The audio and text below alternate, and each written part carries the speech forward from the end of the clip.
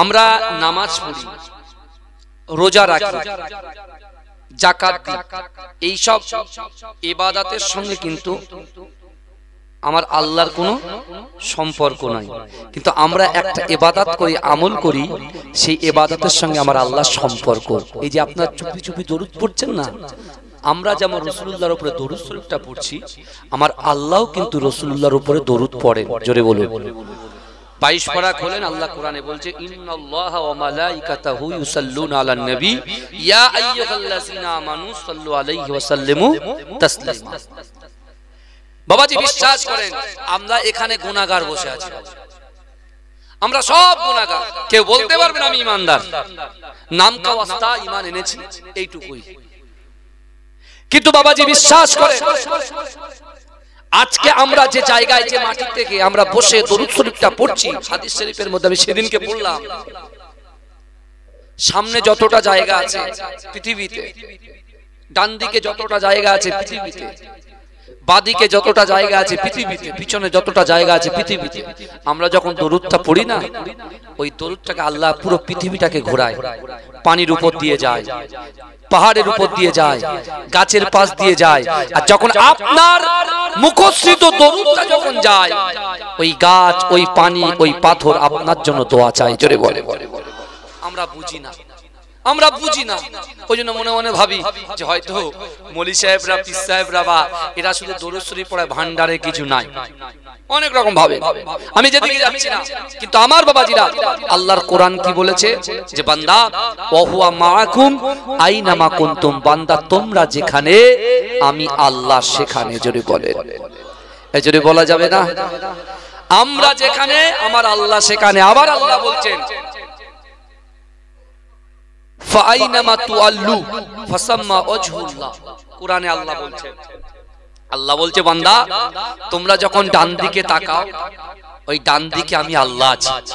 তোমরা যখন বাঁ দিকে তাকাও, ওই বাঁ দিকে আমি আল্লাহ আছি। তোমরা যখন সামনে তাকাও, সামনেও আমি আল্লাহ আছি। তোমরা যখন পিছনে তাকাও, পিছনেও আমি আল্লাহ আছি। জোরে বলেন। আমার অনেক চাষি ভাই যারা চাষ করে, ভোরের দুপুর বেলা বিশাল রৌদ্রের মাঝখানে, ভরা দুপুর বেলা একা একা থাকে আর ভয় করে যে আমি চাষবাস করছি, কি হবে, আমি একা আছি। আমার মায়েরা কিচেন রুমে ভরা দুপুর বেলা, স্বামী যখন কাজে বেরিয়ে যায়, দর্জির কাজে বেরিয়ে যায়, আপনার কৃষি কার্যে বেরিয়ে যায়, ছেলে স্কুলে চলে যায়, মেয়ে স্কুলে চলে যায়, মা তখন একা একা ভাবে আমি একা আছি। আল্লাহ কি বলে জানেন?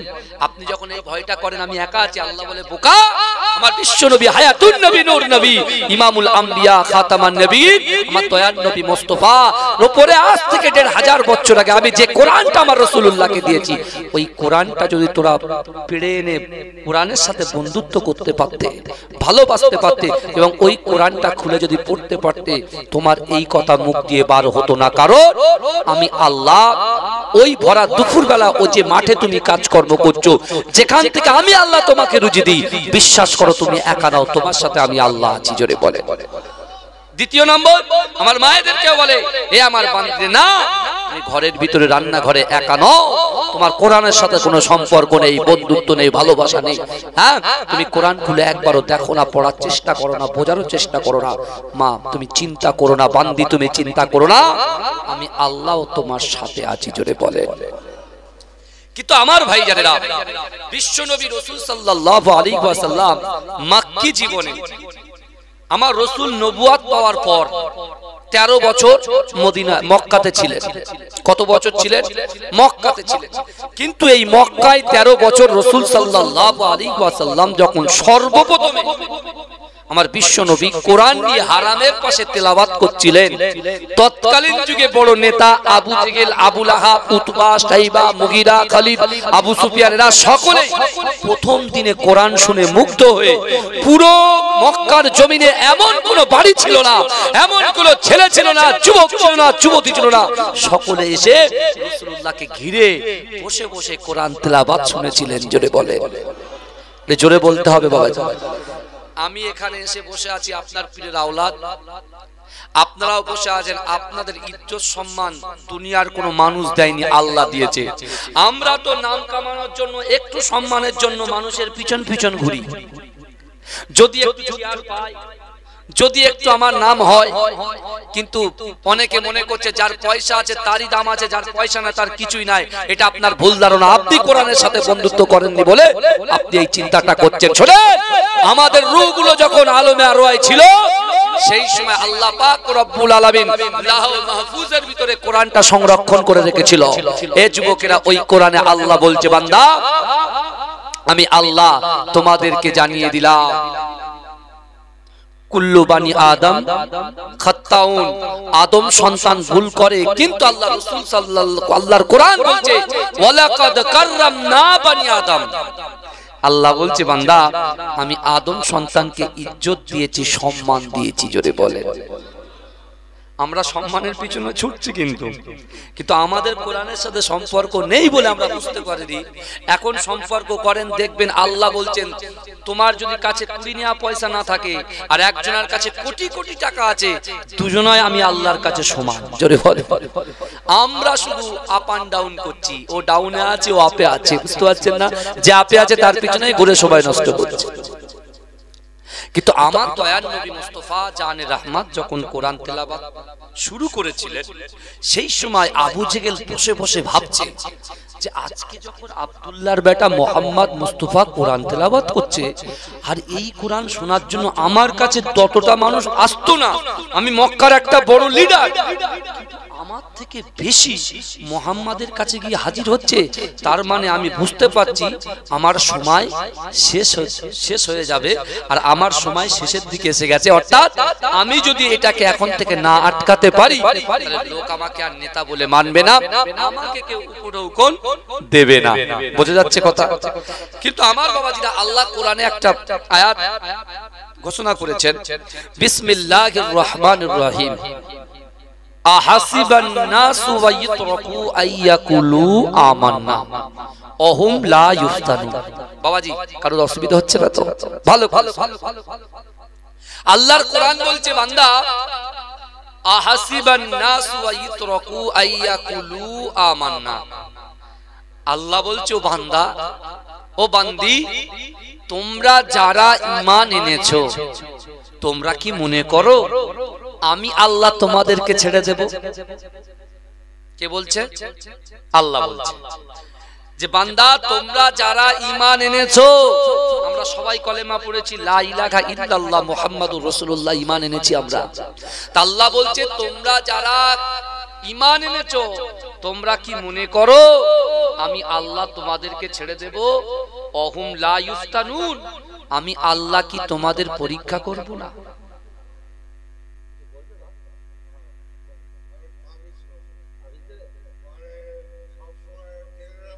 একটু দরুদ শরীফ পড়েন, আল্লাহুম্মা।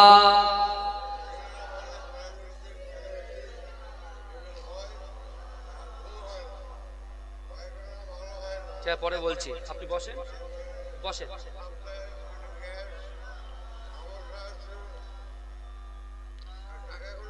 না না, কিছু লাগবে না, আমার টাকা লাগে না। বসেন বসেন, আপনি বলছেন। বাবাজি ভালো করে শুনুন, এই চেয়ার দিয়ে বসাও। আমার বাবাজিরা ভালো করে শুনেন। তা আল্লাহ বলছে, বান্দা কিছু বলেন না, থাক, বয়স হয়ে গেছে, থাক। আল্লাহ বলছেন, অহুম লা ইফতানুন, আমি আল্লাহ কি করব? পরীক্ষা করব। কি করব বলেছে আল্লাহ? বলেন, পরীক্ষা করব। আল্লাহ বলছে, বান্দা তোমরা যারা ঈমান এনেছো, তোমরা কি মনে করো আমি আল্লাহ তোমাদেরকে ছেড়ে দেব? অহুম লা ইফতানুন, আমি আল্লাহ কি তোমাদের পরীক্ষা করব না? আমার ভাইজানেরা, এ নবী পাকের উম্মত উম্মতিরা, এ নবী যুবকেরা, একটু ভালো করে বোঝার চেষ্টা করেন। বিশ্ব নবী রাসূলুল্লাহ সাল্লাল্লাহু আলাইহি ওয়াসাল্লামকে কোরআন দিয়ে আল্লাহ পাক মানব মণ্ডলীকে আল্লাহ পরীক্ষা করলেন। না না না, এই কোরআন শুনে কারা হিদায়াত প্রাপ্ত হয়?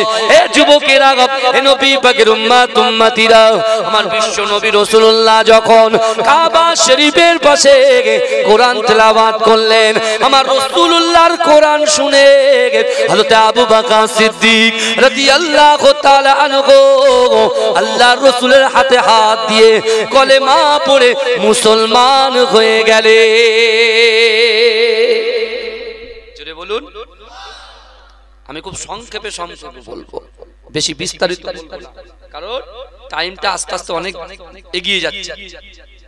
কিন্তু আমার ভাই জানেরা, হে নবী পাকের উম্মত উম্মতিরা, হে নবী দেবানারা, যে আবু জেহেল বসে বসে আল্লাহর রাসূলের কোরআন শুনেছিল, ওই আবু জেহেল দারুন নাদুয়াতে আবু জেহেল, আবু লাহাব, উতবা, সাইবা, মুগিরা, খালিদ সকলকে ডেকে একটা সুন্দর করে মিটিং করে বলেছিল, না না না, আব্দুল্লাহর বেটা মুহাম্মদ যদি এইভাবে কোরআন তেলাওয়াত করে, তাহলে মক্কার জমিনে এই কোরআনটা প্রত্যেক ঘরে ঘরে পৌঁছে যাবে।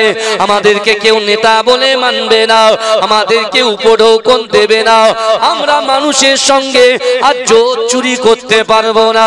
হে যুবকেরা, হে নবী পাকের উম্মত উম্মতিরা, উতবা তখন বলল, আবু জেহেল, আমার মাথায় একটা প্ল্যান এসছে। আগামী কয়েকদিন পরে আউট কান্ট্রি থেকে অন্য অন্য দেশ থেকে মক্কার জমিনে অনেক ব্যক্তি ব্যবসার জন্য আসবে, ওকাজের মেলা হবে, তারা বড় বড় মুনাফা গুলো দিয়ে যাবে, আমরা অর্থে অনেক বড় হয়ে যাব। কিন্তু না না না, ওই বাইরে থেকে যুবকগুলো যখন এসে আব্দুল্লাহর বেটা মুহাম্মদ মুস্তাফা সাল্লাল্লাহু আলাইহি ওয়াসাল্লামের কোরআন শুনবে, সকলে আর ব্যবসা না করে আল্লাহর রাসূলের হাতে হাত দিয়ে কলেমা পড়ে মুসলমান হয়ে তাদের জায়গায় গিয়ে প্রচার চালাবে। তাহলে আটকানো যায় কি করে? এখন যদি আমরা নেতারা কোরআন শুনে পাগল হয়ে যাই, তা আমাদের যাদের অনুসারী যারা, তারা তো অটোমেটিক্যালি বসে আছে মুহাম্মাদের পাশে, ওদেরকে আটকাবো কি করে? তখন উতবা বললে, এক কাজ করো, এই মক্কার জমিনে যত যুবক আছে, যুবতী আছে, নারী পুরুষ আছে, সবাইকে একসাথে দাওয়াত করে খাওয়ানো হোক। যখন আসবে আপনারা বসে আছেন, এখন আমি আপনাদের কি শেখাবো? আমি বলবো, আল্লাহর কোরআন বলছে, ইজা যা আজালুহুম লা ইস্তাখিরুনা সাআতাও ওয়া লা ইস্তাকদিমুন। আল্লাহর কোরআন বলছে, বান্দা, মৃত্যু যখন আসবে 1 সেকেন্ড লেট করা হবে না, দেরি করা হবে না। আমি আপনাদেরকে এটাই বলে যাব, আমার রাসূল বলেছেন যে যখন বাপ মা ইন্তেকাল করে কবরে চলে যায়, সন্তান যদি বাপ মার জন্য দোয়া চায়, আল্লাহ কারেন্টের মতো কবুল করে নেয়। জোরে বলে। এখন একদল বলছে কবর জিয়ারত করা বিদআত, কিন্তু আমি বলছি কবর জিয়ারত রাসূল নিজে করেছে, আমাদেরও করতে হবে। আর রাসূল যেটা করেন সেটা সুন্নাত হয়ে যায়। জোরে বলে। জোরে বলবেন না সুবহানাল্লাহ। রাসূল যেটা না বলেন সেটা আমাদের জন্য হারাম, আর রাসূল যেটা হ্যাঁ বলে সেটা আমাদের জন্য হালাল। জোরে বলুন না সুবহানাল্লাহ। কিন্তু আমার বাবাজিরা ভালো করে বোঝে, বিশ্বনবী রাসূল সাল্লাল্লাহু আলাইহি ওয়াসাল্লামকে আটকানোর জন্য, একটা জায়গায় সীমাবদ্ধ করে দেওয়ার জন্য যে চক্রান্ত তৈরি করেছে, আজও মুসলমানদেরকে একটা কোনায় সাইড করার চক্রান্ত চলছে না চলছে না, কথা বলে। আমি এই বিষয়ে কোনো কথা বলবো না, এই এলাকায় বিশেষ করে সমাজদারও কো ইশারায় কাফি। ভালো করে বলবেন, গরম জিনিসে গরম দিলে আরো টকবক টকবক করে ফোটে। ঈমান ভিতরে থাকে, কলিজার ভিতরে থাকে। আল্লাহ কিন্তু আমার বাহ্যিক পোশাকটা দেখেন না, আপনার বাহ্যিক পোশাকটা দেখেন না। আপনার মুখে দাঁড়িয়ে আছে, মাথায় টুপি আছে, আল্লাহ সব দেখেন। আল্লাহ ডাইরেক্ট বান্দার কলবটাকে দেখে, ওর কলবটা কি আছে, কি আছে। কারণ রাসূল বলছে, দেখেন, ইন্না হাযিহিল কুলুবা, নিশ্চয় কলবের মধ্যে মরিচা পড়ে, ময়লা পড়ে। বাবাজি, ময়লা কেন পড়ে? যদি সেটাকে মাজা ঘষা না হয়। আপনি দেখবেন কাঁচে যদি আলকাতরা লাগিয়ে দেন, বাবাজি আপনি বলুন তো দেখি, ওই কাঁচে কি আর মুখ দেখা যাবে? আল্লাহ আমাদের জন্য নামাজ ফরজ করেছে, যে আল্লাহ আমাদের রুজির ব্যবস্থা করে দিয়েছে, যে হাত দিয়ে আমরা দর্জির কাজটা করি, যে পা দিয়ে আমরা অপারেট করি, যে হাত দিয়ে আমরা দর্জির কাজটা নিয়ন্ত্রণ করি, এই হাতটাই পাটা দিয়েছেন কে? আগে বলেন, জোরে বলেন বাবাজি। আল্লাহ দিয়েছেন। দৈনন্দিন রুজি দিচ্ছেন কে? আল্লাহ।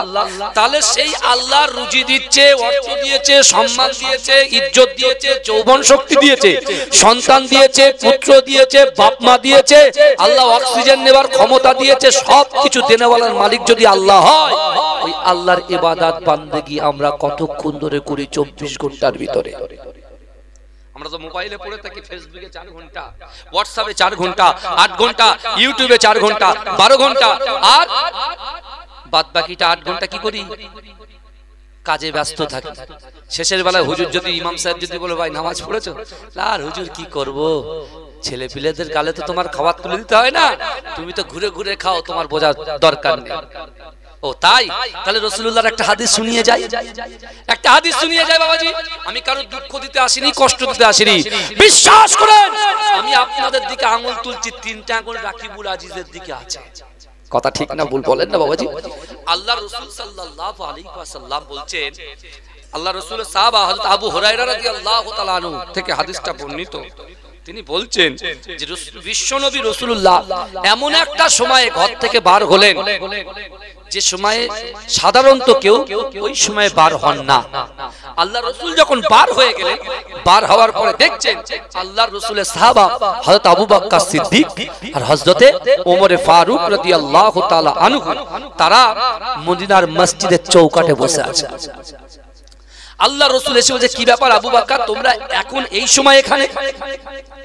ওমরকে বলছে কি বাবা তোমরা এই সময় এখানে? তখন আবু বকর উমর দুইজন জান্নাতি সাহাবা আল্লাহর রাসূলকে আনসার দিচ্ছেন, জবাব দিচ্ছেন, যে উত্তর দিচ্ছেন, জি ইয়া রাসূলুল্লাহ, ইয়া হাবিবাল্লাহ, হুজুর ক্ষুধা, পেটের ক্ষুধা আমাদেরকে বাইরে বার করে এনেছে, পেটের ক্ষুধা আমাদেরকে বাইরে বার করে এনেছে। তা আল্লাহর রাসূল তখন বলছে আমাকে তো সেই পেটের ক্ষুধাই তো বার করে এনেছে। আল্লাহ রাসূল সাল্লাল্লাহু আলাইহি ওয়াসাল্লাম কি করলেন? দুইজন সাহাবাকে বলছে চলো তোমরা আমাকে ফলো করো। আল্লাহ রাসূলের দুইজন সাহাবা, ভালো করে বুঝবেন কেন হাদিসটা বলছি, আপনি শেষে বুঝতে পারবেন। কারণ আমাদের তো কোনো পাত্তাই নেই, আমরা কি করছি, দুনিয়াটা পেয়েছি সবুজে সবুজে ভরা, এই পৃথিবী সুন্দর আল্লাহ চোখ দিয়েছে, আমরা ঘুরে ঘুরে বেড়াচ্ছি আর মনে মনে ভাবছি जो भी होगा बाद में देखा जाएगा, अभी तो एंजॉय करने दो, अभी तो घूमने दो, अभी तो मजा लेने दो, लेकिन जब अज़राइल आएगा तो क्या करेगा? বাপ মা বলা টাইম দেবে না সন্তান একটা, যখন আপনি বাড়ি থেকে বেরোচ্ছেন আপনার ছেলে বলছে আব্বু একটা চুমু দিয়ে যান, আপনি গিয়ে চুমুটা দিয়ে আসছেন। আপনি যখন বাইরে আসছেন আপনি আপনার সন্তানকে বলছেন বাবা আমাকে একটা চুমু দিয়ে দাও, কত মহব্বত বলেন তো। কিন্তু আজরাইল যখন চলে আসবে না, ওই চুমুটাও আপনার দেওয়ার ক্ষমতা থাকবে না।